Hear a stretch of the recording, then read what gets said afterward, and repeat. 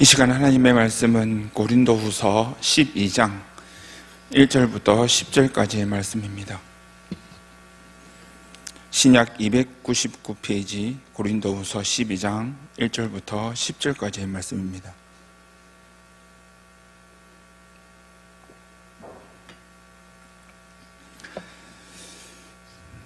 다 같이 이 시간 합독하겠습니다. 부익하나마 내가 부득불 자랑하노니 주의 환상과 계시를 말하리라. 내가 그리스도 안에 있는 한 사람을 아노니 그는 14년 전에 셋째 하늘에 이끌려 간 자라. 그가 몸 안에 있었는지 몸 밖에 있었는지 나는 모르거니와 하나님은 아시느니라. 내가 이런 사람을 아노니 그가 몸 안에 있었는지 몸 밖에 있었는지 나는 모르거니와 하나님은 아시느니라. 그가 낙원으로 이끌려 가서 말로 표현할 수 없는 말을 들었으니 사람이 가히 이르지 못할 말이로다. 내가 이런 사람을 위하여 자랑하겠으나 나를 위하여는 약한 것들 외에 자랑하지 아니하리라. 내가 만일 자랑하고자 하여도 어리석은 자가 되지 아니할 것은 내가 참 말을 함이라. 그러나 누가 나를 보는 바와 내게 듣는 바에 지나치게 생각할까 두려워하여 그만두노라. 여러 계시를 받은 것이 지극히 크므로 너무 자만하지 않게 하시려고 내 육체의 가시 곧 사탄의 사자를 주셨으니 이는 나를 쳐서 너무 자만하지 않게 하려 하심이라. 이것이 내게서 떠나가게 하기 위하여 내가 3번 주께 간구하였더니 나에게 이르기를 내 은혜가 내게 족하도다. 이는 내 능력이 약한 데서 온전하여짐이라 하신지라. 그러므로 도리어 크게 기뻐함으로 나의 여러 약한 것들에 대하여 자랑하리니 이는 그리스도의 능력이 내게 머물게 하려 함이라. 그러므로 내가 그리스도를 위하여 약한 것들과 능욕, 궁핍과 박해와 곤고를 기뻐하노니 이는 내가 약한 그때에 강함이라. 아멘. 하나님 아버지 감사합니다. 지난 3일 동안도 저희들 지켜주시고 인도하여 주심으로 이렇게 3일 저녁 기도에 나오게 해주시니 감사합니다. 이 시간 하나님의 말씀을 듣는 시간입니다. 한 말씀도 놓치지 않고 마음에 새기고 듣고 새김으로 세상에서 말씀대로 순종하는 저희들의 삶이 될 수 있도록 은혜 베풀어 주시옵소서. 감사드리며 살아계신 예수님의 이름으로 기도합니다. 아멘.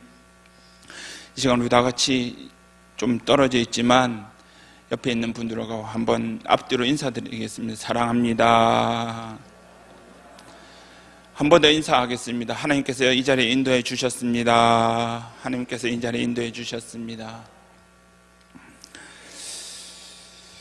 오늘 본문에서는 사도 바울이 받은 계시와 자기의 자랑할 것이 무엇인지에 대해서 말씀을 하고 있습니다. 그런데 사랑하는 성도 여러분, 우리에게 실제로 일어나는 여러 가지 고통들과 문제들을 여러분 한 사람 한 사람은 어떻게 받아들이고 계신지 모르겠습니다.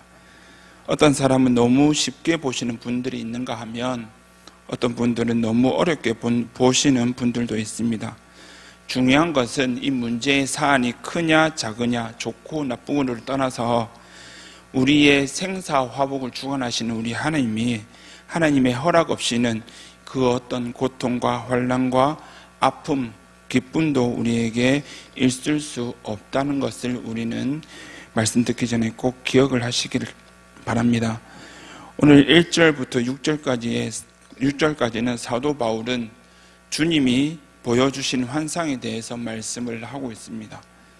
그는 2절에 사도 바울은 2절에 셋째 하늘에 이끌려 갔었다라고 말씀을 하면서 4절에는 그 셋째 하늘이 낙원으로 말을 하고 있습니다.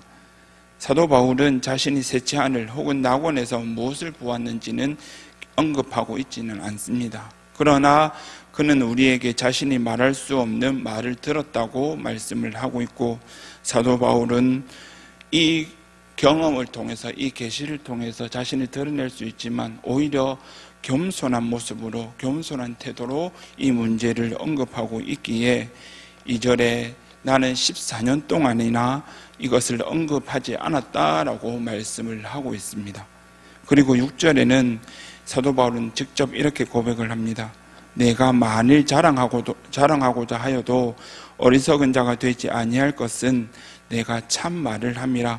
그러나 누가 나를 보는 바와 내게 듣는 바에 지나치게 생각할까 두려워하여 그만두노라 라고 말씀을 하면서 자신을 내세우는 것을 억제하는 데서 그의 겸손함이 다시 한번 나타내는 것을 오늘 말씀을 통해서 알 수가 있습니다. 이런 사도 바울이 경험한 환상과 계시는 사도로서 빼놓을 수 없는 중요한 종교적인 체험이었습니다. 하지만 바울은 7절에도 이렇게 고백을 합니다. 여러 계시를 받은 것이 지극히 크므로 너무 자만하지 않게 하시려고 내 육체의 가시 곧 사탄의 사자를 주셨으니 이는 나를 쳐서 너무 자만하지 않게 하려 하심이라 라고 말씀을 합니다. 바울은 연약한 가운데 참는 것과 약한 중에 힘주시는 하나님의 은혜가 사도 바울의 자랑이지 신비한 종교적 체험, 환상, 계시를 본 것이 자랑이 되지 못한다고 고백을 하고 있는 것입니다. 사도 바울은 이 체험을 통하여 궁극적으로 자신의 사도성을 증거할 뿐만 아니라 또 하나님의 능력과 하나님의 계시의 위대성, 그리고 자신을 드러내는 것이 아니라 이 계시와 환상을 통해서 교회의 덕과 질서를 유지하려는 모습을 보게 됩니다. 한편 바울에게 있어서 중요했던 것은 자신의 성취가 아니라 자신을 통해서 하나님께서 이루시고자 하시는 하나님의 사역과 그리고 그가 전하는 예수 그리스도의 복음이었다는 것을 우리는 말씀을 통해서 볼 수가 있습니다.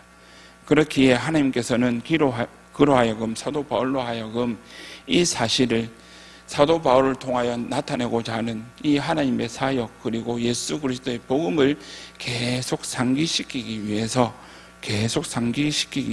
그에게 육체의 가시를 또한 허락하여 주셨음을 오늘 말씀을 통해서 우리는 볼 수가 있습니다. 그래서 우리는 깨달아야 합니다. 나에게도 사도 바울처럼 어떠한 문제가 주어질 때 하나님은 그 아픔을 주려고 문제를 주는 게 아니라는 것입니다. 더불어 그 문제 가운데 오늘 본문을 통해서 알 수 있는 것이 기도를 통해서 하나님을 만나야 하고 그리고 기도를 통해서 좀 더 성숙한 길로 간다는 것을 우리는 말씀을 통해서도 알 수가 있습니다. 그래서 사도 바울은 오늘 본문에서 알 수 있듯이 자기에게 육체의 가시를 하나님께서는 겸손의 모습으로 나아가게 하시려고 자기의 육체의 가시를 주셨지만 이 육체의 가시가 없어지길 위해서 기도하는 모습을 보게 됩니다. 하지만 사도 바울은 알게 됐습니다. 이것은 육체의 가시가 없어지기 위해서는 기도밖에 없다. 이것이 기도가 답이라는 것을 알고 있었기에 한 번을 기도하고 계속적으로 기도합니다. 그런데 사도 바울의 모습을 보면 기도의 끈을 끝까지 붙잡고 기도하며 한 가지의 답을 얻게 되는 것을 볼 수가 있습니다. 그것은 바로 질병의 고통이든 육체의 가시든 어떠한 고통이든 하나님의 은혜가 이때까지 나에게 베풀어 주신 그 하나님의 은혜가 나에게 족하고 크다는 것을 오늘 계속적으로 오늘 고백하는 것을 볼 수가 있습니다. 그리고 나에게 있는 고통이란 것은 고통에서만 끝나는 것이 아니라 그리스도의 능력이 머물게 하려는 나에게 주신 하나님의 안전장치, 안전벨트라는 것을 오늘 말씀을 통해서도 알 수가 있습니다. 그렇게 해서 10절에 말씀을 보면 약한 그때의 강함이라고 표현을 하면서 약한 그때가 나에게는 가장 큰 하나님의 은혜라고 고백을 하고 있는 것입니다. 우리가 배워야 할 것은 바로 이 고백입니다. 나에게 지금의 약한 그때가 나에게는 가장 강하고 약한 이때가 나에게는 하나님의 가장 큰 은혜가 임하는 때라는 것입니다. 삶의 아픔과 고통을 어떻게 받아들여야 하는가에 대한 인생의 이 질문에 대하여 오늘 본문이 정확하게 우리에게 대답을 제시하고 있는 것입니다. 언젠가 극동 방송을 듣게 되었습니다. 상담을 해주시는 방송이었는데 어떤 여자 집사님께서 편지로 이렇게 고백을 합니다. 이 여자 집사님의 엄마 되시는 분이 1년 전에 소천하시고, 그리고 남편은 또 갑자기 암이라는 것을 발견해서 6개월 있다가, 엄마가 떠난 6개월 있다가 죽게 되었다는 것입니다. 그런데 이 6개월 사이에 남편은 교회를 안 다니다가 전도에 기도의 끈을 놓지 않고 기도를 하고 전도를 했을 때 하나님께서 마지막 때에 입술로 예수 그리스도 나의 구주시라는 것을 고백하고 천국에 갔다는 것입니다. 그런데 이 고통이 끝이 아닙니다.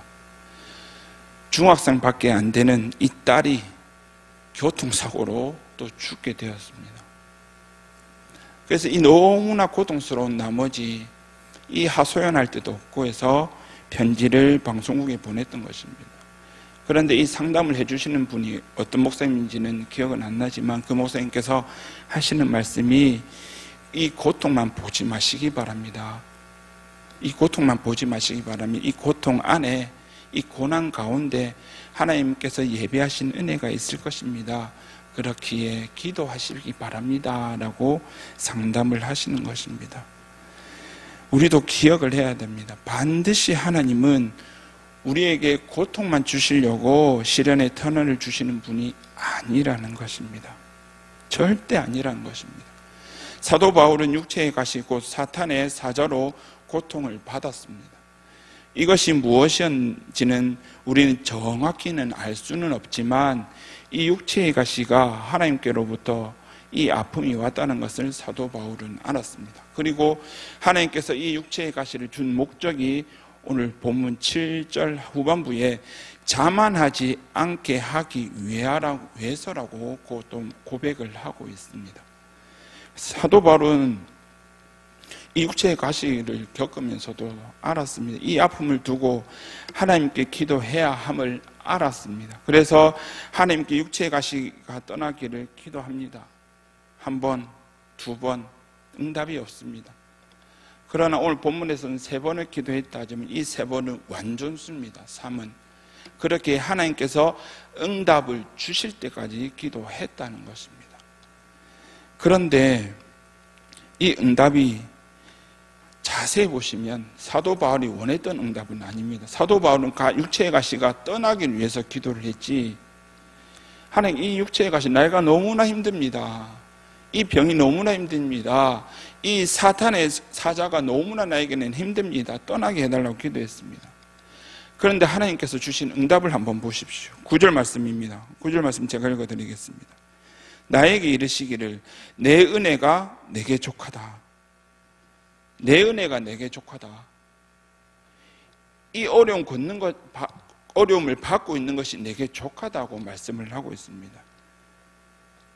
그 뒤에 고백을 보면 이는 내 능력이 약한 데서 온전하의 짐이라 하신지라.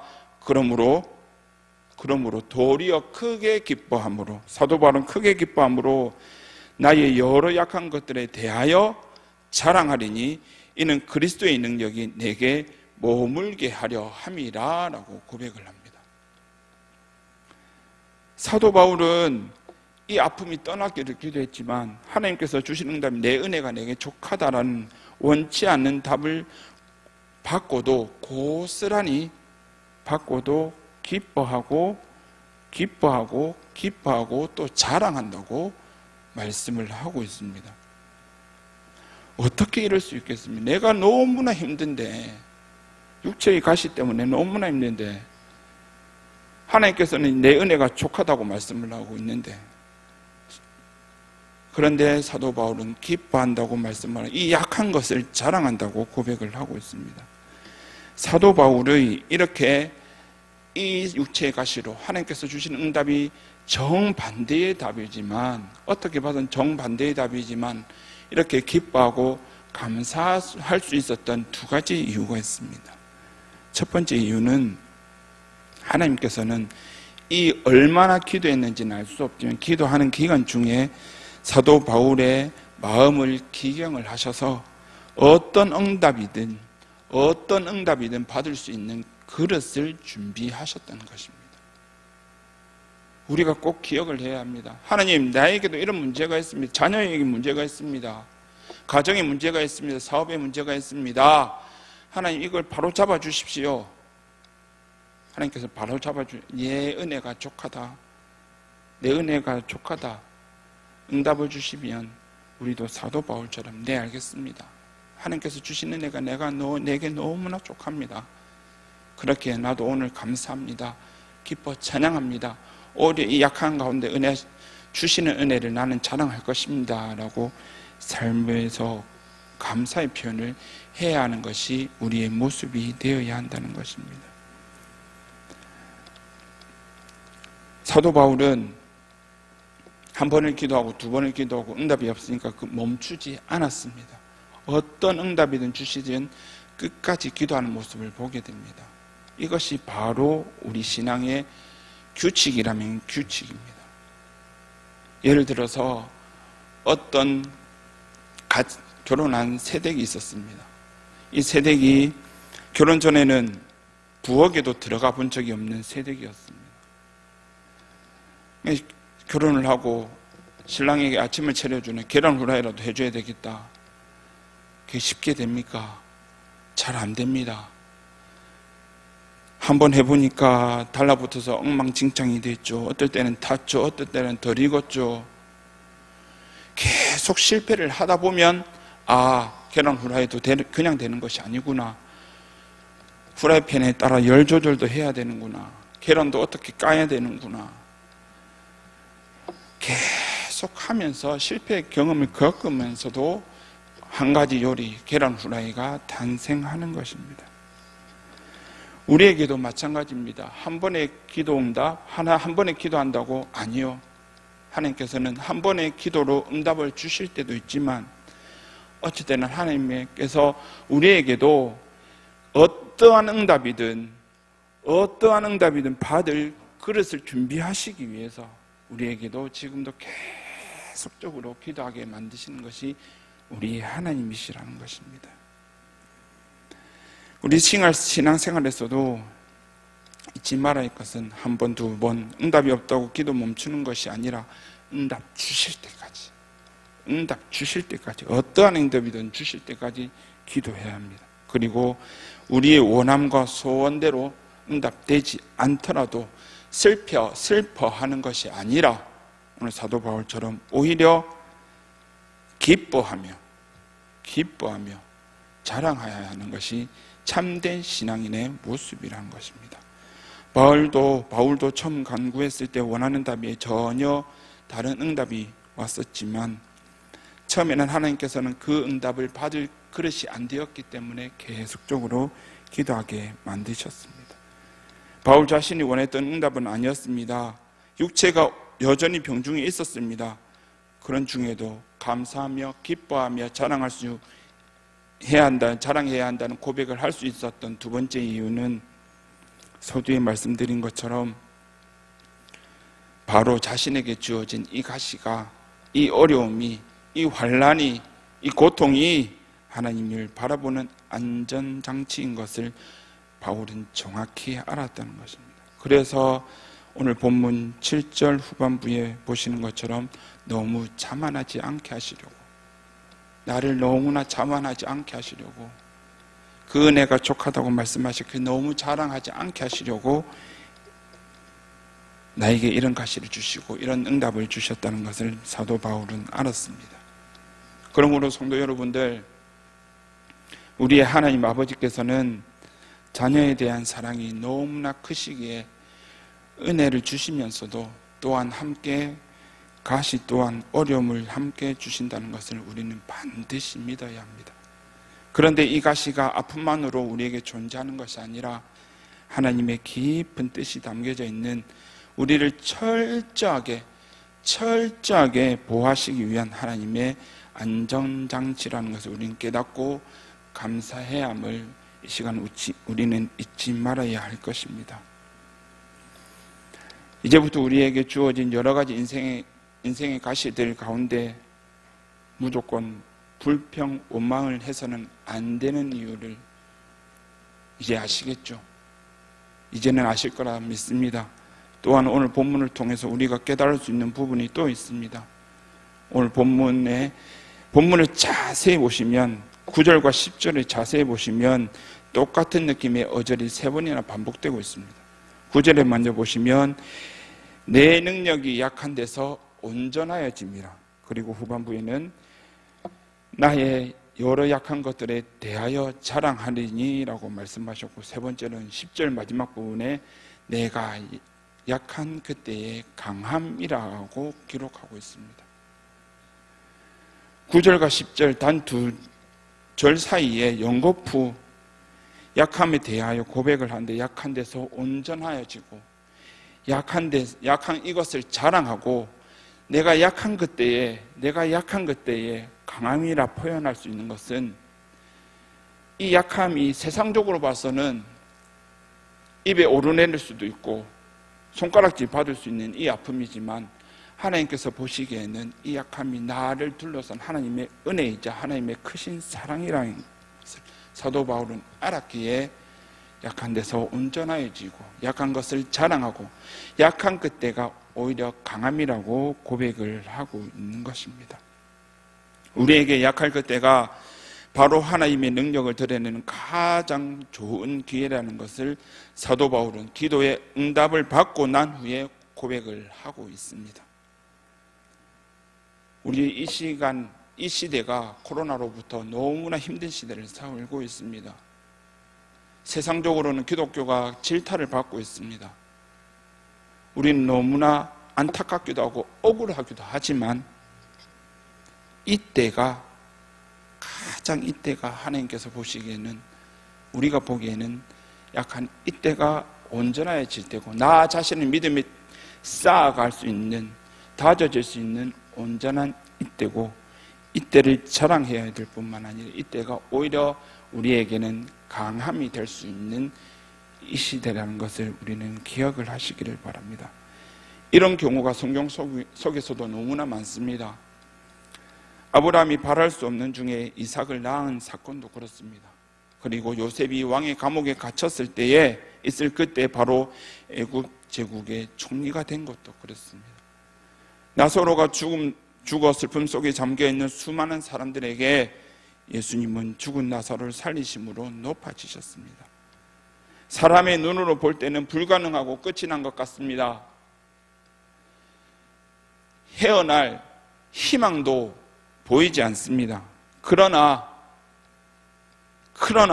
우리 하나님은 우리가 끝났다고 생각할 그때에, 우리의 힘으로 할 수 없음을 고백하는 그때에 하나님의 능력은 역사한다는 것임을 우리는 평생 잊지 말고 살아야 합니다. 말씀을 마무리하겠습니다. 사랑하는 성도 여러분, 여러분들은 인생을 살면서 마음의 문제, 육체의 문제나 자녀의 문제나 여러 가지 문제를 두고 사도 바울처럼 어떻게 기뻐할 수 있을지 생각은 해보셨는지요? 바울은 오늘 본문 9절을 통해서 사단의 사자를 제거해달라고 3번이나 계속적으로 응답 올 때까지 기도를 합니다. 그런데 하나님의 응답을 받고 난 후는 더 이상 구하지 않습니다. 더 이상 육체의 가시를 없애달라고 구하지는 않습니다. 오히려 바울은 구하기보다 자신의 기도 제목이었던 가시를 두고 기뻐하는 태도의 변화가 급격하게 생겼습니다. 또한 우리가 함께 보신 것 같이 약한 것들에 대하여 자랑한다고까지 고백을 합니다. 어떻게 이런 변화가 일어날 수 있느냐? 그 비밀은 계속해서 말씀드리지만 9절 후반부에 나의 이런 약한 것들에 대하여 자랑한다고 말하면서, 그 이유는 그리스도의 능력이 내게 머물게 하기 위해서 그렇다는 것입니다. 우리의 삶의 모든 영역이 하나님의 주권 안에 있음을 바울은 알고 살아가고 우리도 지금 살아가고 있습니다. 육체의 질병도 주님의 손에 안에 있음을 바울은 알고 있었습니다. 자신의 선교 사역도 하나님의 은혜가 머무르지 못하면 아무것도 하지 못함을 사도 바울은 하나님을 경험하면 할수록 깨닫게 된 것입니다. 그래서 바울은 고백합니다. 자신의 역함을 자랑한 목적이 바로 주님의 능력이 자신에게 머물게 하기 위해서라고 그리고 이런 위대한 고백을 남기게 있는 것입니다. 여기서 하나님의 능력이 내 안에 머물러 있다는 것은 원어로 해석을 하면 장막을 친다는 것입니다. 장막을 친다. 구약 성경의 장막을 왜 치는 것입니까? 출애굽기 40장에 나오듯이 하나님의 임재가 이스라엘 백성들을 보호하고 보존했던 것과 같이 사도 바울의 인생이 보호받고 보존되기 위해서는 반드시 자신의 존재를 알아야 했습니다. 그렇기 때문에 저는 아무것도 아닙니다. 나는 아무것도 없습니다. 나는 아무것도 못합니다. 그러나 하나님이 함께 하시면 나의 이 선교 사역도, 나의 이 약한 가운데 온전해지는 것도 하나님이 함께 하시면 이루어질 줄 믿습니다라고 사도 바울은 고백을 하고 있는 것입니다. 내가 잘하고 못하고를 떠나서 하나님께서 일하시기에 우리는 최선을 다하면 되는 것입니다. 그 일 가운데 하나님의 은혜가 머물러 있기만 하면 내게 능력 주시는 자 안에서 우리가 모든 것을 할 수 있는 것입니다. 이런 고백이 바로 지금의 시대를 살아가는 크리스찬들이 가져야 하는 양심이요, 인격이요, 능력인 것입니다. 끊임없이 올라오는, 나도 모르게 올라오는 울퉁불퉁 성격, 인격 속에 우리의 욕심과 우리의 능력이 우리를 살리는 것이 아니요, 오직 우리를 살리는 것은 주님의 은혜가 머물 때임을 알고, 그 은혜가 머물 수 있는 비결은 우리의 약함을 자랑하는 것밖에 없음을 오늘 말씀을 통해서 우리는 꼭 기억을 해야 합니다.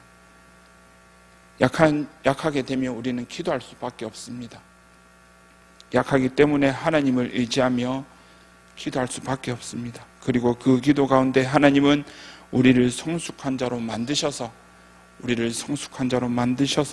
어떠한 응답을 주셔도 받을 수 있는 그릇을 빚어가십니다. 그리고 그 빚어가시는 가운데 하나님의 자녀로서 세상에서 빛된 삶을 살게 하셔서 하나님의 능력을 드러내시는 우리 하나님이시라는 것입니다. 우리는 할 수는 없습니다. 하지만 세상에서 하나님의 자녀로서 약한 가운데 오히려 온전해지며 약한 것을 자랑하며 약한 가운데 그때가 강함이라고 고백을 함으로, 사도 바울이 고백했던 이 고백을 함으로 하나님께서 맡겨주신 이 빛된 삶을 살아가셔서 매일매일 삶 가운데 하나님의 능력이 드러내시고 승리의 삶을 살아가시는 저와 우리 성도님들의 삶이 되시기를 주님의 이름으로 축원합니다.